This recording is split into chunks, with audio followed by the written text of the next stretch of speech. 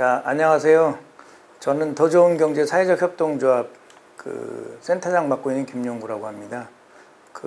저희는 이제 인천 권역 사회적 기업 협동조합 이제 통합지원기관입니다. 그러니까 한국사회적기업진흥원에서 전국의 16개 지역에 이제 국가 사회적 기업하고 협동조합의 사무 위탁을 이제 맡겨서 업무를 하고 있는데, 저희는 이제 인천 지역에서 사회적 기업하고 그 다음에 협동조합의 이제 국가 사무 위탁 업무를 이제 수행하고 있습니다. 오늘은 이제 사회적 기업, 그러니까 매년 10월 1일이 사회적 기업의 날입니다. 그러니까 사회적 기업의 날 기념해서 인천의 사회적 경제의 현황과 그 다음에 어떤 정책 과제 이런 부분들에 대해서 간략하게 강의하도록 하겠습니다. 자, 순서는 배경, 그 다음에 사회적 경제 지원 정책의 효과성, 현황, 재현 이런 순으로 말씀드리겠습니다. 배경입니다. 그러니까 배경은 조금 이제 지루하실 것 같긴 한데, 대체적으로 전 세계, 우리나라 포함하면 전 세계가 이렇게 소득 불평등이라고 하는 이제 이런 것들이 가장 큰 화두 중에 하나가 되겠는데요. 여기 그림에서 보시는 것처럼 OECD 평균 소득을 보면 85년도 기준으로 했을 때 상위 10%가 실질 소득이 55% 정도가 이제 증가된 반면에 하위 소득에서는 10% 정도니까 한 5배 내지 한 6배 정도의 차이가 이제 나고 있다는 것들이죠. 그러니까 빈부격차가 그만큼 심해졌다. 이게 전 세계적으로 이제 같은 현상이다 이렇게 보시면 되겠고, 그 그래프는 이제 이걸 보여주면 되겠죠. 상위 10%, 하위 10%. 요 간격이 한 5배 정도, 6배 정도, 7배 이 정도로 보시면 되겠습니다.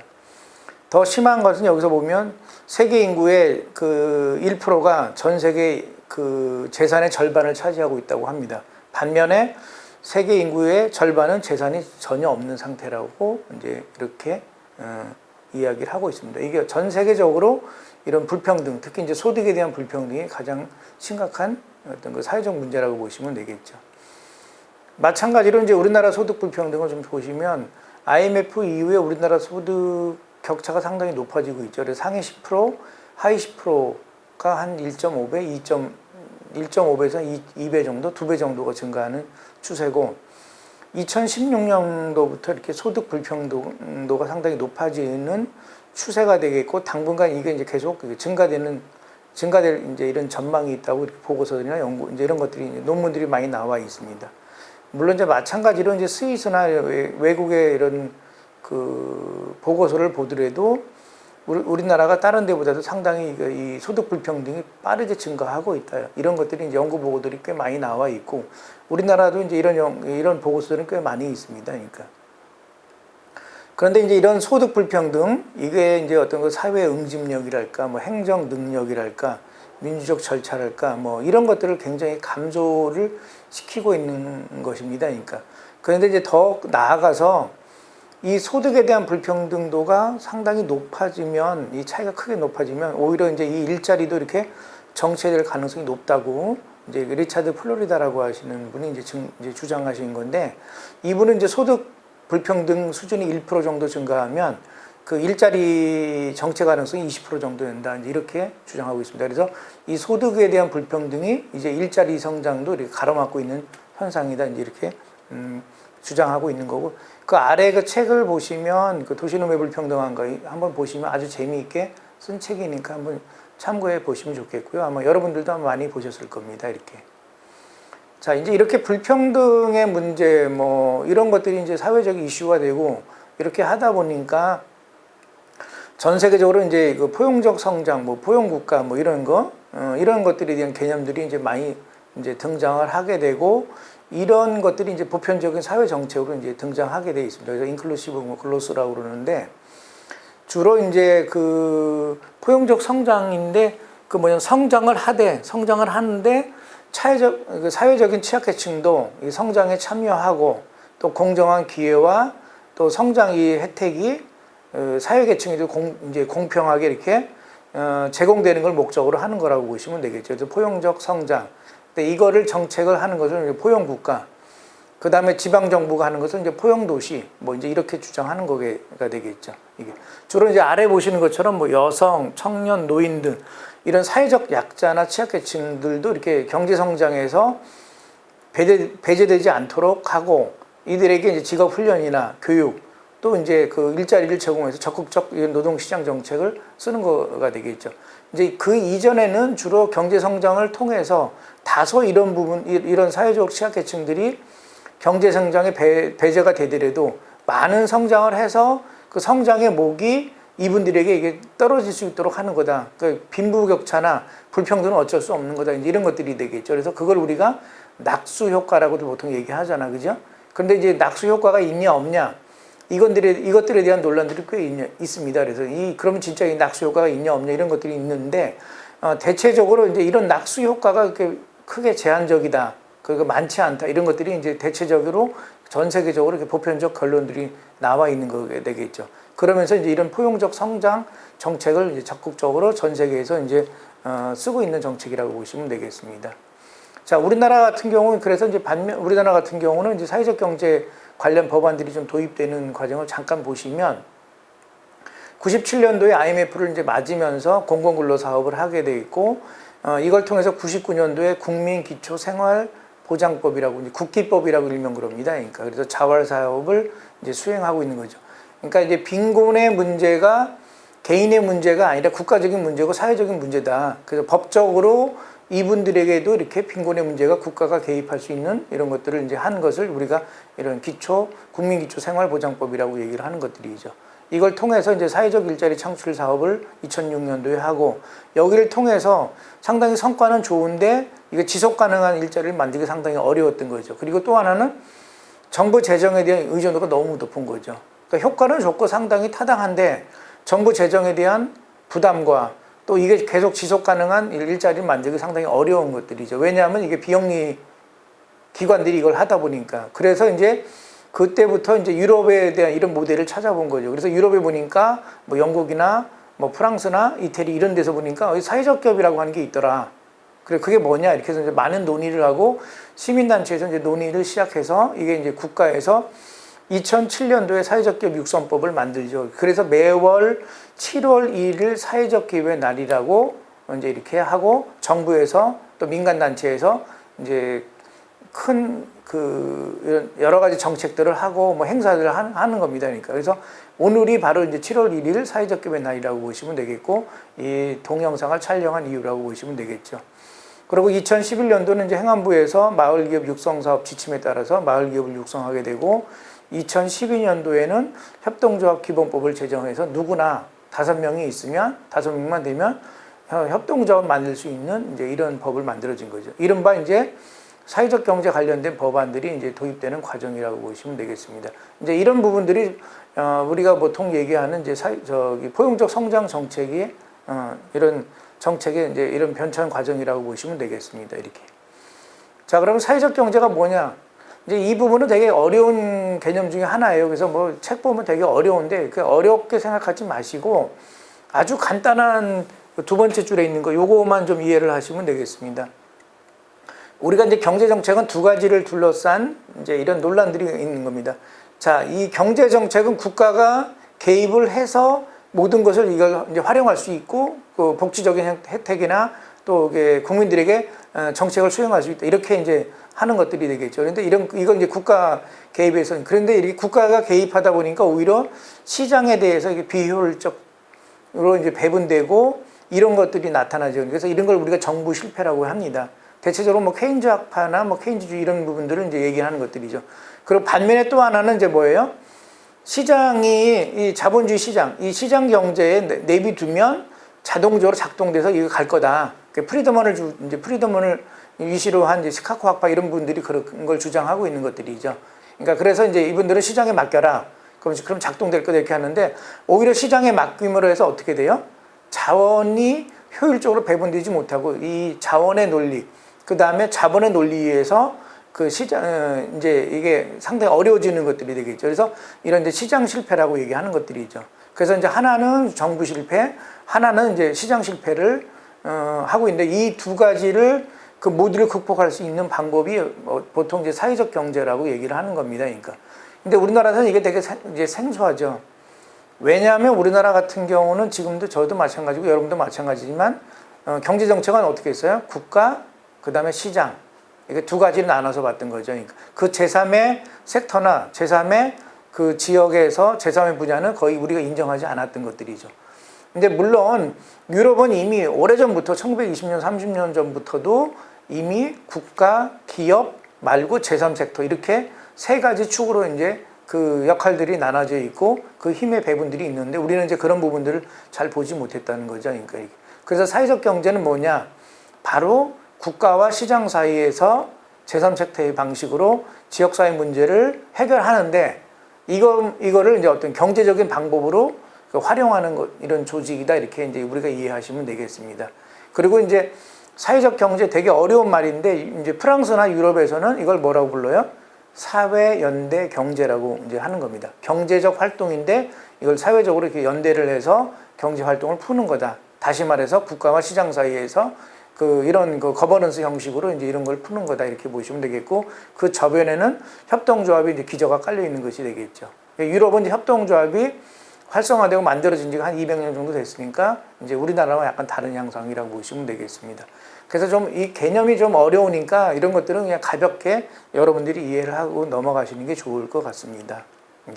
그리고 이제 사회적 기업의 뭐 종류는 뭐 여기 보시는 것처럼 이제 사회적 기업, 그 다음에 예비 사회적 기업이 있고, 마을 기업, 자활 기업, 협동조합이 있고, 비영리적 요소인 사회적 협동조합이 있고, 뭐 소셜 벤처 이렇게 있습니다. 요건 뭐 여러분들이 참고해서 보시면 되겠습니다. 자, 요게 조금 이제 뭐 눈여겨 보시죠. 그러면 사회적 경제 조직 중에서 사회적 기업 지원 제도가 있는데, 사회적 기업은 두 가지 지원 제도가 있습니다. 하나는 직접적으로 지원되는 게 있고 간접적으로 지원되는 게 있습니다. 그래서 이제 직접 지원되는 것은 재정 지원 제도인데, 여기 보신 것처럼 일자리 창출 지원 사업이 있고, 사업 개발비 지원을 해주고, 전문 인력이나 사회보험료 지원 사업을 하고 있는데, 이 네 가지를 우리가 재정 지원 제도, 정부에서 사회적 기업이라고 예비나 인증을 받으면, 이제 지정이나 인증을 받으면 이런 제도를 지원하는 거라고 보시면 되겠습니다. 그다음에 공공기관이나 세제 혜택 이런 것들이 있죠. 주로 이제 사회적 기업이라고 하면 이런 이제 네 가지의 재정 지원 제도가 가장 큰 중요성을 가지고 있다 이렇게 보시면 되겠고, 대체적으로 이제 사회적 기업들이 이런 부분들에 대해서 이제 그 정부 지원 제도를 이제 많이 활용하고 있는 추세라고 보시면 되겠습니다. 요거에 대해서는 뭐 자세히 공부해 보시면 되겠고요. 직접 지원 제도, 간접 지원 제도가 있다 이렇게 이제 이해를 하시면 되겠습니다. 자, 그러면 이제 이런 부분들이 좀 중요합니다. 그러면 정부에서 이런 지원 제도를 하고 있는 거죠. 재정 지원 제도를 하고 있는 거죠. 일자리 창출, 사업 개발비 뭐 이런 지원 제도를 하고 있는 거죠. 그러면 이렇게 정부에서 일자리 창출 지원 제도를 하고 있는데, 그런 이제 지원 제도에서 정부에서 그 사회적 기업들에게 이제 이런 일자리 창출 지원 금액을 줍니다. 그러니까 하는데, 그럼 이게 진짜 효과가 있냐, 없냐, 뭐 이런 것들에 대한 이제 논란들이 좀 있겠죠. 이게 진짜 이게 없냐, 뭐 아니면 뭐 어떤 데는 뭐 극단적인 형태는 뭐 이 돈만 받아먹고 뭐 문을 닫는다. 뭐 대부분 뭐 사회적 기업은 정부 지원금 받고 그 정부 지원이 끊기면 뭐 다 문 닫는다. 뭐 이런 얘기들이 하는데, 그건 이제 오해가 되겠고요. 그건 이제 잘 모르시는 분들이 이제 이렇게 극단적인 형태를 하고 있는 겁니다. 그러면 여기 보신 것처럼 정부의 일자리 창출 지원금이 그럼 사회적 기업의 어떤 그 전체 고용과 어떤 관계가 있냐, 이거를 이제 저희들이 이제 인천시 그 사회적 기업 중에서 이제 그 일자리 창출 지원금을 신청한 175개를 이제 바탕으로 제가 이제 그 회계 분석을 했습니다. 회계 분석은 이제 평균값으로 수렴되는 이런 걸 이제 나타내는 이제 이런 이제 통계적 분석 방법 중에 하나입니다. 그래서 독립 변수는 이제 정부 일자리 창출 지원금, 그 다음에 결과는 그 사회적 기업의 총 고용 인원. 다시 말해서 일자리 창출 지원금이 사회적 기업 총 고용에 어떤 영향을 미치고 있냐, 이걸 이제 하는 건데, 조금 이제 통계학을 좀 공부하신 분들은 조금 이해가 쉬운데, 이제 통계학을 좀 안 하신 분들은 좀 어려우니까 요 결과를 좀 보시면 되겠고요. 결론적으로 요거를 보시면 되겠습니다. 정부의 일자리 창출 사업 지원금은 사회적 기업 총 고용에 통계적으로 유의하고 있다 이거죠. 다시 말해서 정부의 그 일자리 창출 지원금이 그 사회적 기업의 이렇게 고용 증가에 큰 증가의 이제 결과를 이제 부응하고 있다 이렇게 보시면 되겠습니다. 효과가 있다 이렇게 보시면 되겠습니다. 그러고 이제 회계 분석을 해봐서 이제 회계 분석에 회계 방정식을 만들어 봤더니 제가 조금 더 이제 더 진도를 나갔죠. 그래서 만약에 정부의 그 일자리 창출 지원금이 1,000만 원 정도를 투입을 하면 사회적 기업은 한 평균 총 고용은 한 7명 정도가 증가된다. 그러니까 상당히 높은 그 고용 증가를 가지고 있는 거죠. 이거는 이제 왜 그런가 하면 이 사회적 기업의 지원 제도는 우리나라만 전 세계적으로 우리나라만 특색이 있는데 인증 제도, 정부가 인증한 제도이면서 또 이렇게 직접적으로 일자리 창출 지원을 지원하기 때문에 일자리 창출에 대한 효과는 상당히 높은 편입니다. 그러니까 그래서 좀 이게 1,000만 원 지원하면 한 7명 정도 증가되는 이런 그 증가 형태가 있는 겁니다. 그래서 이제 직접 지원 제도이기 때문에 상당히 좀 높게 나타나는 거다. 이렇게 이제 이해를 하시면 되겠습니다. 마찬가지로 그 정부의 일자리 창출 지원금과 그런 매출액, 사회적 기업 매출액에 어떤 관계가 있냐 이걸 보면 결론적으로 보면 일자리 창출 지원금과 매출은 통계적으로 유의하다. 그래서 일자리 창출 지원금이 1원 정도를 투입하면 매출액은 한 6원 정도의 그러니까 증가되는 것으로 나타나고 있다. 물론 이제 이거는 그 제가 2017년, 18년 사회적 기업 중에서 사업 개발비 신청한 100개 정도, 101개 정도, 110개 정도를 가지고 이제 분석한 결과입니다. 샘플 값이 약간 작긴 합니다. 그러니까. 그래서 뭐 다수의 연구자들이 그 정부의 그 지원 제도가 그러면 효과가 있냐 없냐 이런 것들에 대한 그 연구들은 이제 어느 정도 좀 있고 뭐 이게 양의 상관관계도 있고 약간 음의 관계도 있는 건데 대체적으로 통계적으로 이렇게 두 개가 이렇게 양의 상관관계를 가지고 있다. 이런 것들이 이제 보편적 연구라고 보시면 되겠습니다. 이게. 그래서 이런 부분들이 상당히 좀 중요한 사례 중에 하나로 보시면 되겠습니다. 이게. 자, 그러면 좀 쉬운 거로 갈게요. 그럼 인천의 사회적 경제의 현황을 좀 보는데 저희들이 이제 사회적 기업하고 협동조합 지원기관이죠. 그래서 사회적 기업의 사례를 좀 간략하게 현황을 좀 볼게요. 여기 보시는 것처럼 사회적 기업의 전체 고용과 취약계층 고용자 수를 보면 2017년도에 사회적 기업, 여기서는 이제 마을기업, 협동조합 다 뺐고 사회적 기업만 본 겁니다. 2017년도에는 2,445명이 있는데 2018년도에는 2,311명으로 해서 약 331명에서 약 113명이 감소됐습니다. 왜 감소됐냐면 청소업종이 363명이 감소됐는데 정부의 공공기관에서 청소 사회적 기업에 있는 고용하고 있는 분들은 이제 공공기관에서 직접 이제 고용한 것 때문에 이제 이렇게 감소가 된 것들이죠. 이렇게 이제 약간 이제 감소되는 형태가 이제 약 114명이 감소된 거죠. 그러니까 이렇게. 그리고 이제 취약계층은 그 중에서 보시면 65% 정도를 차지하고 있습니다. 전체 평균 60.0% 정도보다 한 5% 정도가 인천이 좀 높은 거죠. 다시 말해서 인천에 있는 사회적 기업은 전국 평균보다 높은 그 취약계층 고용률을 가지고 있다. 이렇게 보시면 되겠습니다. 이제 이런 부분들이 상당히 중요한 의미를 갖고 있겠죠. 그래서 여기 보시면 업종별로 쭉 2017년, 18년은 좀 이렇게 증가하고 감소되는 고용에 이제 이런 건데 아까 말씀드린 것처럼 청소업종이 좀 많이 줄었습니다. 363명이 줄어들었죠. 감소된 거는 직접 고용된 형태로 되겠죠. 그래서 이제 뭐 없어졌다 이런 기보다는 이제 직접 이제 공공기관을 이제 이전했다 이렇게 보시면 되겠죠. 그거 빼고는 나머지 뭐 교육이나 기타 업종, 도소매, 그 다음에 제조업에서 굉장히 큰 가사간병 이런 데서 크게 이제 고용이 증가되고 있는 거다 이렇게 보시면 되겠고 올해 2019년 자료를 이제 저희들이 분석 중인데 이거보다는 상당히 높게 증가될 가능성이 높다 이제 이렇게 이해를 하시면 되겠습니다. 이렇게. 그리고 군구별 이제 그 총 고용하고 전체 고용하고 취약계층 고용자 수를 보면 전체 고용은 남동구, 미추홀구 이런 부분들이 계양구 이런 부분들이 상당히 높은 편이고요. 취약계층도 마찬가지입니다. 그러니까 그래서 계양구, 남동구, 미추홀구가 사회적 기업도 많고 또 그 제조업종이 많고 이런 것들이 특히 이제 미추홀구 같은 경우는 제가 한 7년 정도 여기서 근무했는데 인천시 전체 사회적 기업 중에서 20% 정도 넘죠. 그러니까 그래서 이제 고용은 좀 높은 편입니다. 그러니까 그리고 남동구하고 계양구하고 서구는 대체적으로 이제 제조업이 업종이 많기 때문에 전체 고용이 높은 편으로 이제 이해를 하시면 되겠습니다. 그 다음에 매출액을 볼게요. 매출액은 여기 보시면 총 매출액은 이제 2017년 대비 28% 정도 증가했고 평균 매출액은 한 9.5% 정도 증가하고 있습니다. 이렇게. 그래서 이거 참고해서 보시면 되겠고 그 종사자 수는 줄어들었는데 매출액은 조금 높아진 편이다. 이렇게 이제 이해를 하시면 되겠습니다. 그리고 업종별로 보시면 뭐 업종별로 보시면 17년, 18년 평균이 좀 있고 주로 이제 기타 업종, 그 다음에 뭐 식품이나 이런 부분들이 좀 높게 이제 증가되고 있는 겁니다. 이건 참고해서 보시면 되겠습니다. 예.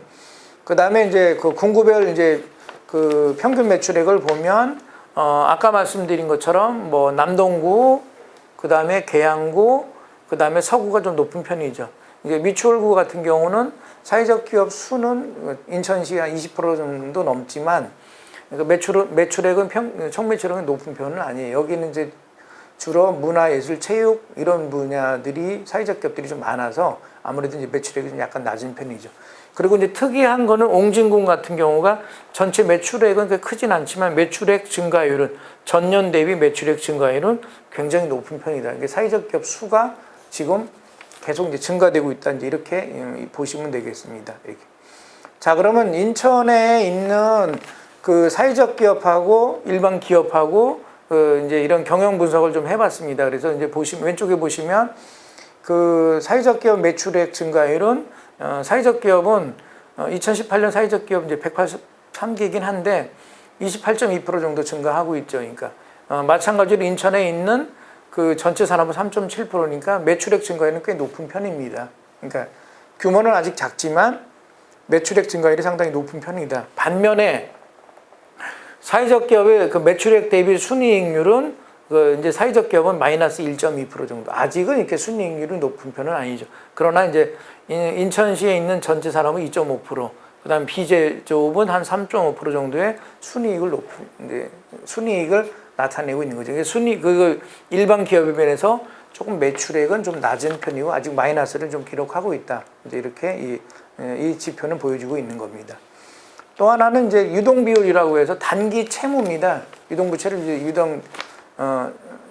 유동 그 비율인데 단기 채무죠. 은행이 돈을 이거 보고 빌려줄까 말까 이거 이제 판단하는 근거로 삼는 건데 이 부분에서 보시면 참 이제 단기 채무 상환 능력을 이제 하는 거죠. 유동 자산을 유동 부채로 나눈 건데 226% 정도 되는 거죠. 즉 100%가 넘으면 유동성이 좀 약간 높은 편이다 이렇게 보시면 되겠죠. 대체적으로 인천시에 있는 기업들은 100% 정도인데 인천에 있는 그 사회적 기업은 약간 높은 편이죠. 유동 비율이. 그러니까 이런 거고 오른쪽에 보면 부채 비율은 283%고 그다음에 인천시에 있는 전체적으로 한 100% 정도 되는 거죠. 이 부채 비율은 뭐예요? 내 돈하고 남의 돈 차이죠. 내 돈을 100으로 보면 남의 돈이 그 이상 넘어가는 거죠. 100 이상 넘어가면 어떻게 돼요? 내 돈보다 남의 돈이 조금 높은 편이라 이렇게 보시면 되겠죠. 그러니까 평균적으로 내 돈보다는 주로 한 100 정도 되는 거고 여기 사회적 기업은 내 돈보다는 남의 돈이 한 2배 정도 높은 편이다 이렇게 보시면 되겠습니다. 그래서 아직까지도 이제 인천시 같은 경우는 어떻게 돼요? 매출액 증가율은 상당히 높은 편이나 어떤 그 순이익률이랄까, 그 유동 비율이랄까, 부채 비율 이런 부분들이 상당히 낮은 편이죠. 그러니까 이런 것 이제 이런 기업의 어떤 그 경쟁적 요소, 경쟁력을 강화하고 또 이제 이런 그 혁신을 좀 할 필요가 이제 있는 이런 걸 보여주는 사례라고 보시면 되겠습니다. 저희들이 갖고 있는 재무제표를 사회적 기업의 재무제표를 가지고 평균을 내고 한국은행에서 그 이제 그 지표를 가지고 이제 참고한 사례라고 보시면 되겠습니다. 자, 그러면 그 사회적 기업이 왜 중요한가 이제 이런 것들이 요게 좀 중요한 건데 그 사회적 기업, 사회적 경제는 그 포용적 성장 정책 중에 아주 가장 중요한 축 중에 하나고 주로 이제 이 포용적 성장을 이끌어 나가는 이제 이런 것들이 사회적 경제 정책이죠. 그러니까 그래서 여기 보시는 것처럼 인천의 사회적 기업의 취약계층 고용률이 65% 정도로 굉장히 높은 편이죠. 그리고 사회적 기업은 일반 기업보다는 임금이 좀 낮아요. 한 70% 정도 저희들이 평균을 내서 보니까. 그러긴 하지만 저임금 근로자에 대해서는 상당히 더 높은 편이에요. 한 9만 7천 원 정도가 좀 높은 편으로 나타냈죠. 그러니까 전체적으로 임금 수준은 낮지만 그 저임금 근로자에 대해서는 더 높은 편이다 이렇게 보시면 되겠고 그 다음에 고임금과 저임금 사이에서 이렇게 평균을 내보면 임금 격차가 일반 기업보다는 좀 적은 편이고 성별 임금 격차도 상당히 적은 편이에요. 그러니까 이렇게. 그리고 사회적 기업은 그 일반 비율에서 정규직 비율이 좀 높은 편이고 그 다음에 고용 형태를 보면 4대 보험 가입률이 예를 들어서 지금 그 사회적 기업은 97% 정도 되고 일반 비정규직은 한 70% 정도 되는 거죠. 한 30% 정도 높은 편이죠.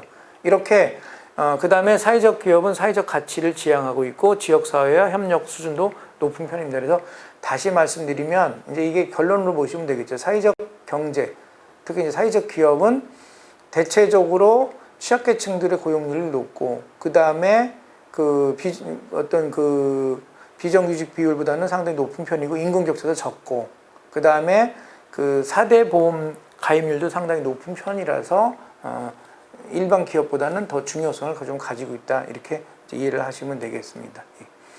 자, 그러면 이제 조금 몇 가지만 말씀드릴게요. 그러면 사회적 경제 지속 가능성을 하기 위해서 어떤 게 필요하냐 이런데, 이건 인천시 사례를 조금 이제 통계적으로 좀 몇 가지를 좀 볼게요.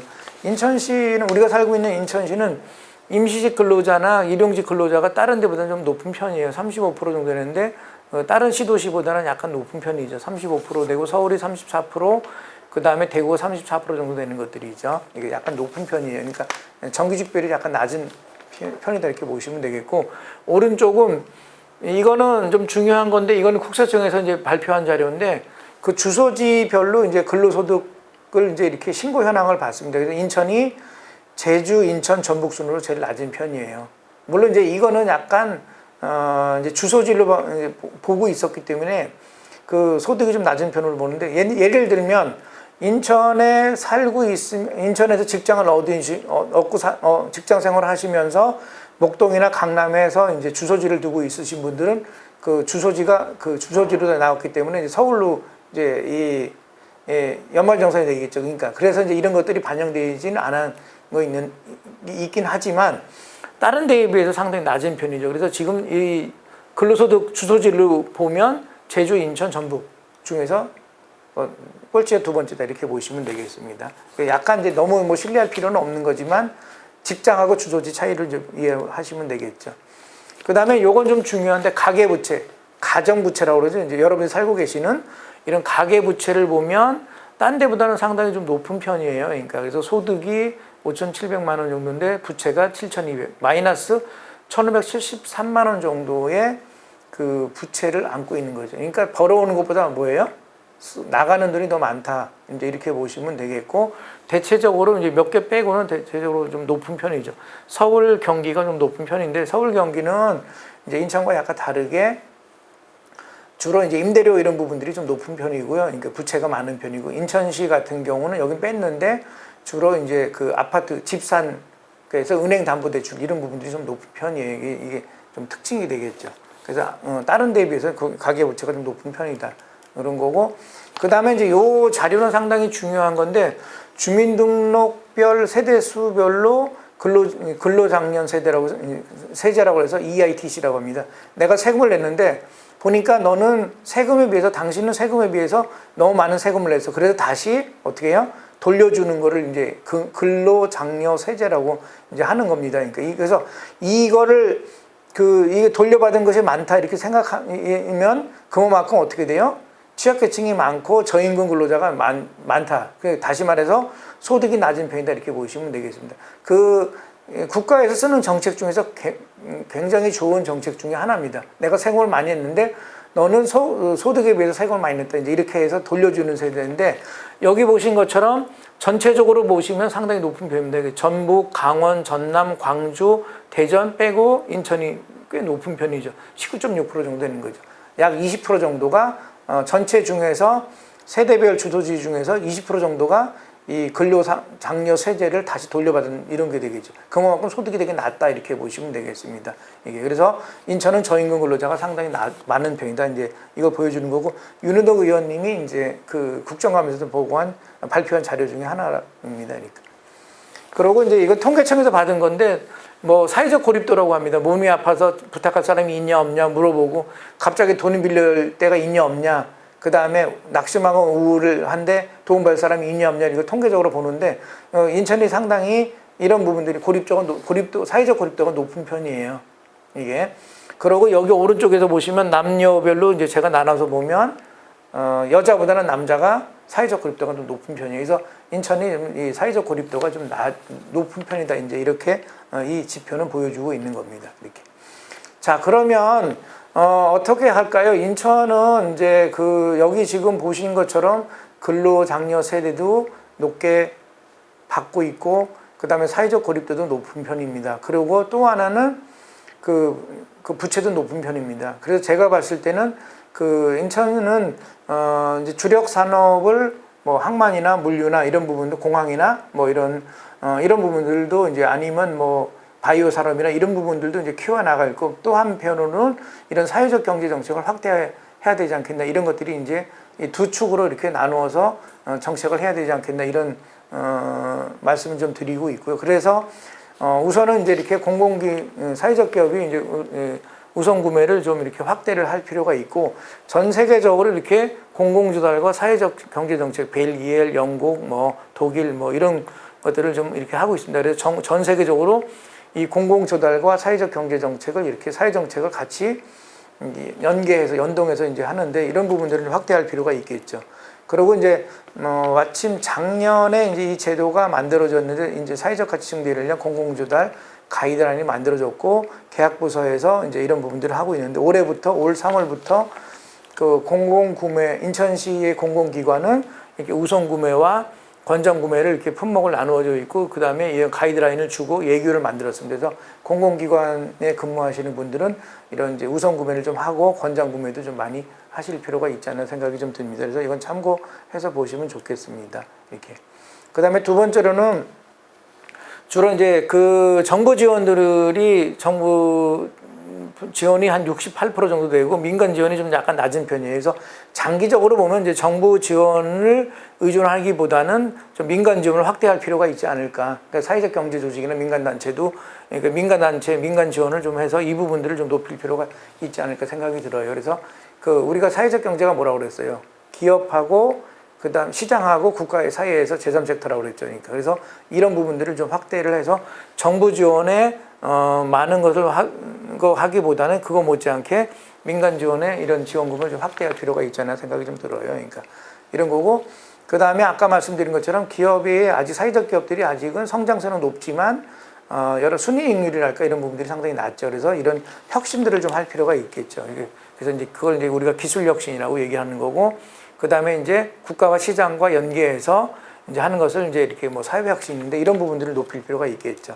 그리고 이제 기술 혁신이라고 하는 것은 뭐 제품 혁신, 뭐 공정 혁신, 제조 혁신, 뭐 마케팅 혁신 이런 부분들도 있고 그다음에 이제 최근에 유행하고 있는 디스콜이라고 해서 이제 디자인 혁신 이런 부분들이 그래서 5개 혁신들을 좀 기업 자체적으로 혁신할 필요가 있지 않나 생각이 들고 그다음에 이제 다음번에 보신 것처럼 지역사회 혁신 리빙랩처럼 이렇게 정부, 민간, 시민 간의 파트너십을 가지고 이제 그 주로 그 거버넌스를 구축을 해서 이런 사회 혁신을 좀 이런 부분들을 좀 해야 되겠죠. 예를 들어서 뭐 항만 뭐 팔부두 같은 경우를 어떻게 재개발할 건가 뭐 이런 부분들을 같이 이제 이렇게 혁신할 필요가 있고 도시 재생을 이제 해야 되는데 이런 부분들을 어떻게 할 건가 이렇게 해서 이런 이제 지역사회 혁신 모델을 좀 찾아나갈 필요가 있겠죠. 그러니까 그 다음에 마지막으로는 이제 뭐 현재 이제 활발하게 좀 추진되고 있는데 논의되고 있는데 사회적 경제 기본법이랄까 사회적 경제 구매 촉진 판로지원에 관한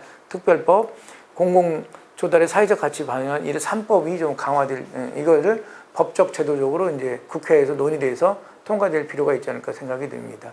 자, 그래서 오늘은 7월 1일입니다. 그래서 사회적 개발의 날 기념으로 사회적 경제가 어떤 거고 개념이 뭐고 그 다음에 어떤 인천의 사회적 경제가 어느 정도 현황에 좀 와 있는지 이런 것을 좀 간략하게 봤고 그 다음에 그러면 어떻게 좀 이 지속 가능성을 좀 할 것인가 해서 한 4개 정도의 과제를 제가 말씀드렸습니다.